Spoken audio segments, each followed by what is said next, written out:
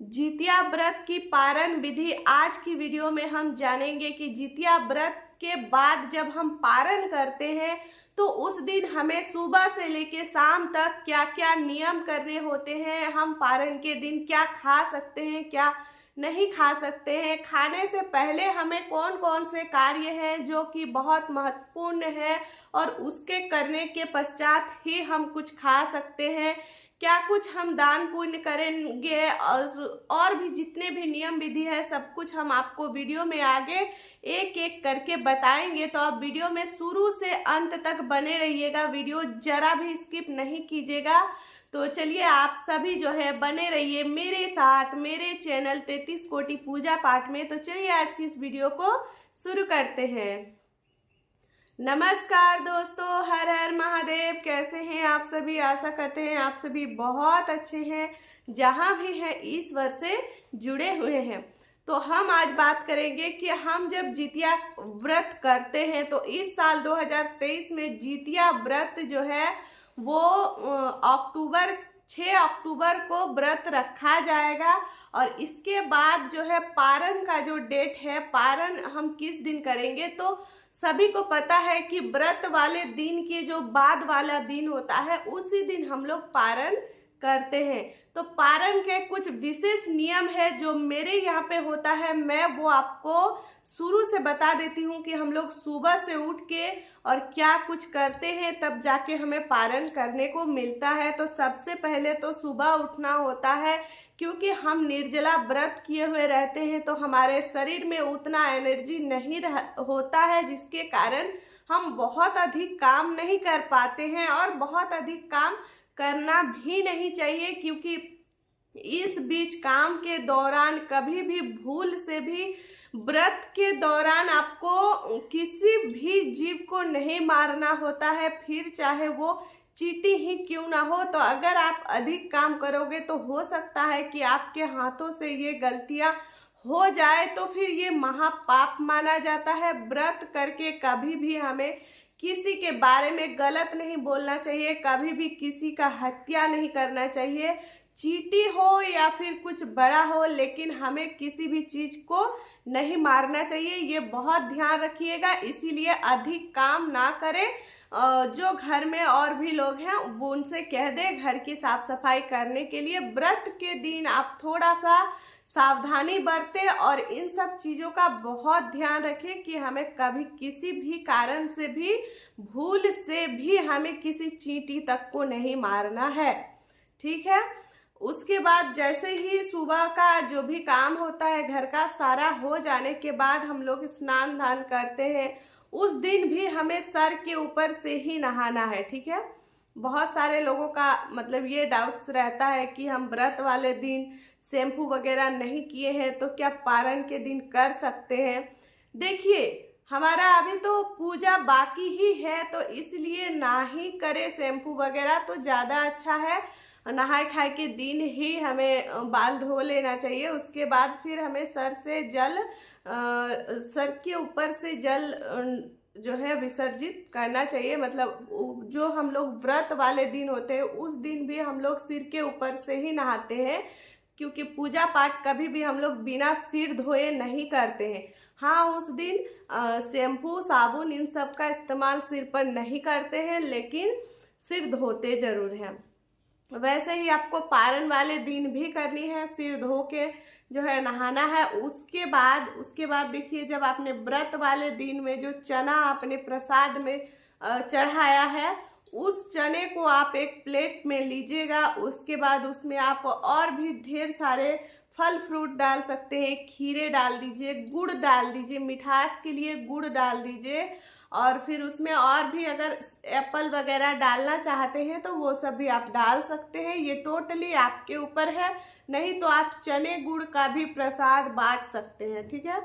तो ऐसा आपको नहा धोकर आने के बाद पूजा करने के बाद आपको वो वाला प्रसाद सभी को दे देने हैं, क्योंकि रात में पूजा हो चुकी है और रात को इस पूजा के दौरान जल भी नहीं पिया जाता है। इसीलिए इनका जो प्रसाद है वो उसके दूसरे दिन मतलब पारण के दिन ही मिलता है। प्रसाद भी हम किसी को भी व्रत वाले दिन नहीं देते हैं, हम लोग पारण वाले दिन ही सुबह को प्रसाद सभी को देते हैं। उसके बाद आप थोड़ा सा प्रसाद ग्रहण करके जल पी लीजिए, ठीक है। आपको यहाँ पर क्या करना है, ध्यान से सुनिए। आप निर्जला व्रत 2 दिन से रखे हुए हैं, मतलब 2 दिन नहीं 1 दिन, क्योंकि नहाय खाए के दिन तो आपने रात में जल पिया ही है। तो व्रत वाले दिन आपने 24 घंटे का पूरा जो है निर्जला व्रत रखे हैं, तो एकदम से आप जल नहीं पीजिएगा, नहीं तो आपको बहुत प्रॉब्लम हो सकती है। इसलिए आप थोड़ा सा चना और थोड़ा सा गुड़ जो प्रसाद है उनमें से आप थोड़ा सा निकाल लीजिए और आराम से बैठ के विस्तार से उसको थोड़ा चबा चबा के खाइए। उसके बाद ही आपको पानी पीना है, ठीक है। अभी के समय में क्या होता है, अभी क्या हर ही समय में ऐसा होता है कि हम बहुत अधिक प्यास में रहते हैं तो हम एकदम से घटघटा के जल पी लेते हैं, बट ऐसा नहीं करना चाहिए। हमें घुट घुट करके ही जल पीना चाहिए और खाली पेट, अगर आपने व्रत रखा है तो एकदम खाली पेट जल ना पिए। आप पहले थोड़ा सा गुड़ वगैरह ले लें, उसके बाद ही जल पिए, ठीक है। इतना तो हो गया। अब इसके बाद हमें बनाना है खाना। खाना बनाने के बाद हम जो चील्हो सियालों की जो कथा है उन कथा को सुनते भी हैं, उनको कहते भी हैं और उन्हीं को भोग भी लगाया जाता है जो हम उस दिन खाना बनाते हैं। खाना क्या बनता है उस दिन, देखिए दाल चावल बनता है। उसके बाद आपको 9 प्रकार की सब्जी बनानी होती है।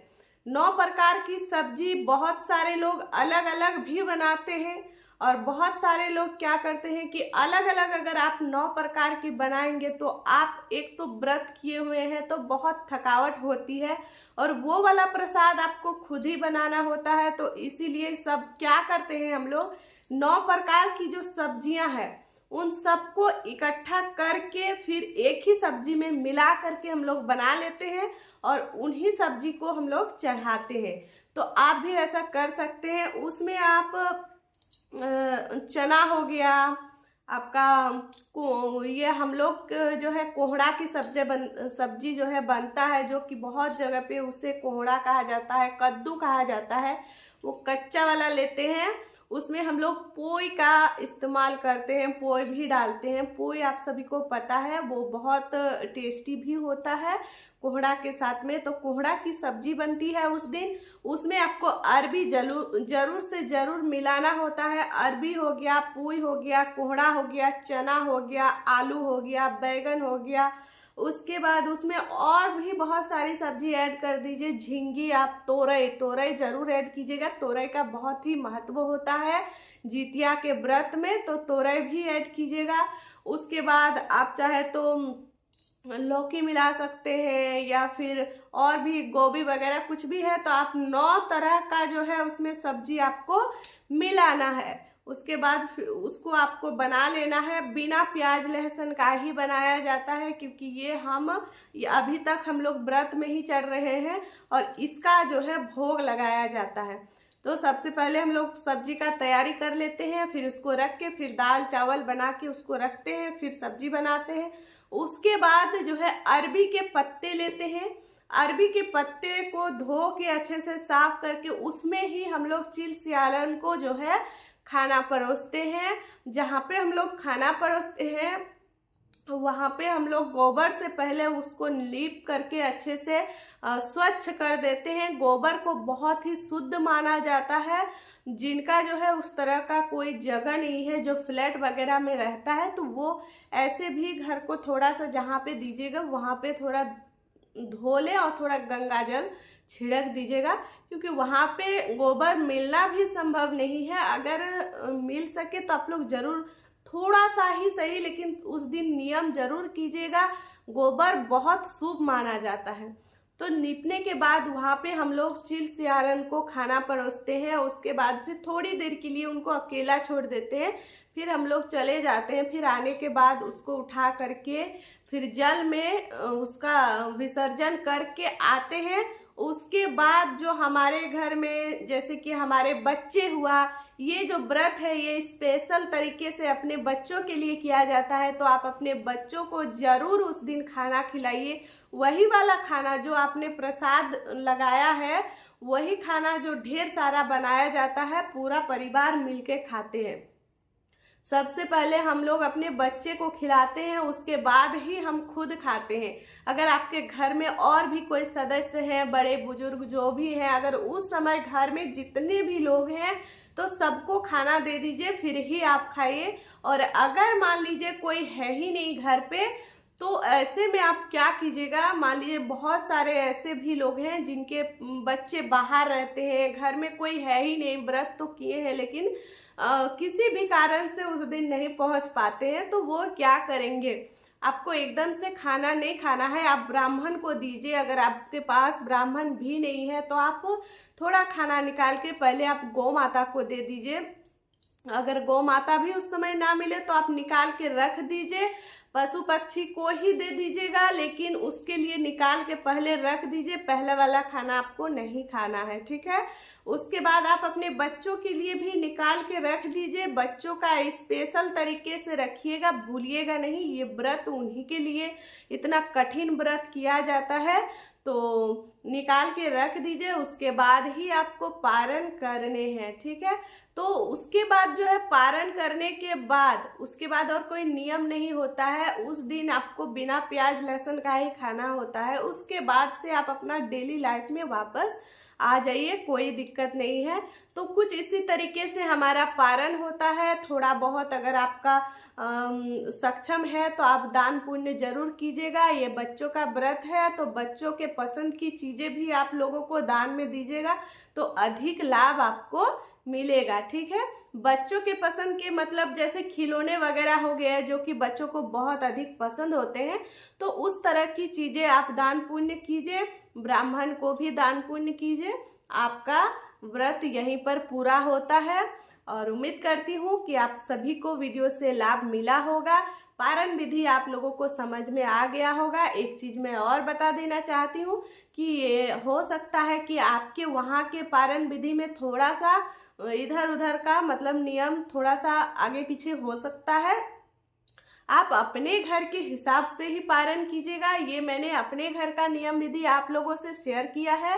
तो चलिए, उम्मीद करती हूँ वीडियो पसंद आई है, तो आज की इस वीडियो को मैं यहीं पर समाप्त करती हूँ। मिलती हूँ आप सभी से नेक्स्ट अच्छे से वीडियो में। तब तक के लिए आप सब अच्छे रहें, स्वस्थ रहें। एक बार सभी कोई जोर से बोले हर हर महादेव।